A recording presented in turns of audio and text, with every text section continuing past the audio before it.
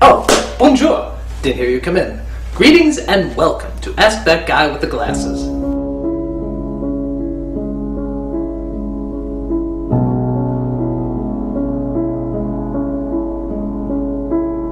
There's seagulls at the top of my school, and they are beginning to become quite a disturbance because they attack people. What can I do to make them disappear?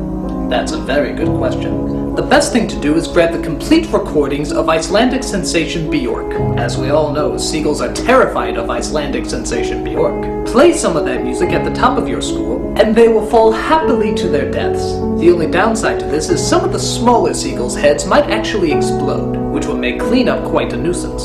But not nearly as big a nuisance as listening to Icelandic sensation Björk. Not that she's not talented, gifted, or incredibly beautiful. It's just that she's from Iceland and I'm terribly racist. Oh my, yes, incredibly racist.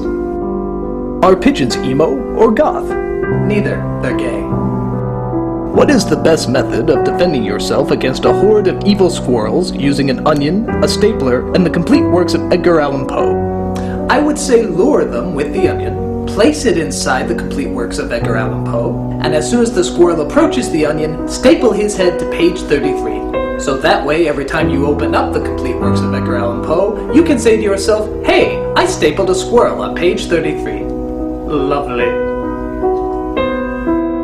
Where is the beef? In the space between spaces. Once I was playing Super Mario 64, and in Super Mario 64, you have to jump in a painting to start the level, and so I did. My little brother saw it and he asked me how that was possible, and I told him it's possible because it's a video game. He went crazy and is now scared of paintings. What should I do? Sacrifice him to your god. Whether it be Buddhist, Christian, Hindu, or what have you, just sacrifice him. Because all great religions agree that life is a sacrifice. And what better way to prove it than to sacrifice the innocent? As the old saying goes, if at first you don't succeed, sacrifice. Sacrifice, sacrifice, sacrifice. Sacrifice. Yes. If you found yourself trapped in an underground Egyptian chamber, how would you escape if you only had a revolver and a pen to help you? I forgot to mention that the chamber is filled with transvestite scorpions and radioactive monkeys. That's a very good question. Actually, no, it isn't. It is the worst question I have ever been asked in my entire life. Shame on you. My advice is to kill yourself and burn in the fiery flames of hell. Trust me, you will be doing the world and yourself much good. Yes. Where is the any key? Right there. Right there. You see it? Right there. Do jellyfish get gas from eating jelly beans? Actually, no. The reason for this? Jelly beans are actually jellyfish eggs.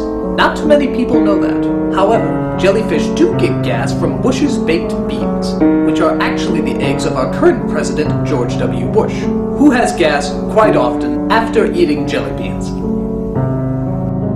My uncle died last week and he is still in his room. He is starting to stink up the place and I don't want to touch him. What should I do? Have you considered eating him? I hear uncles are reaching their peak this time of year. I just ate my uncle last week.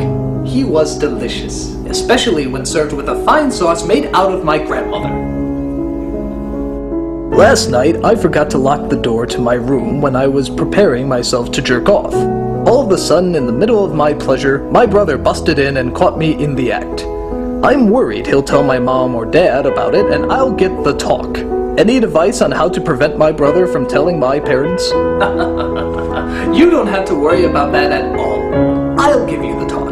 You see, when a man and a woman love each other very, very much, and then of course she will say things to you like, what part of restraining order didn't you understand? And you'll say to yourself, why is this bitch getting to do things? Things that you never thought you'd be able to do, but it turns out in the deepest, darkest parts of your soul, you can. And you'll be asking yourself, why have you left me, Lord? Why have you forsaken me and left me in the 10th level of hell? And he'll of course never answer you, he's an a-hole. And I tell you, the pain festers inside of you and it will never go away. And you may think to yourself, you may like the other sex, but you don't. You don't. You just don't. And you'll stand at the edge of that cliff and you'll ask yourself, what's the point? There is no point, is there? There's only the empty void. And that's what a man and woman do when they love each other very, very much. I hope this has helped you out. It certainly has me. This is that guy with the glasses saying, there's no such thing as a stupid question until you ask it.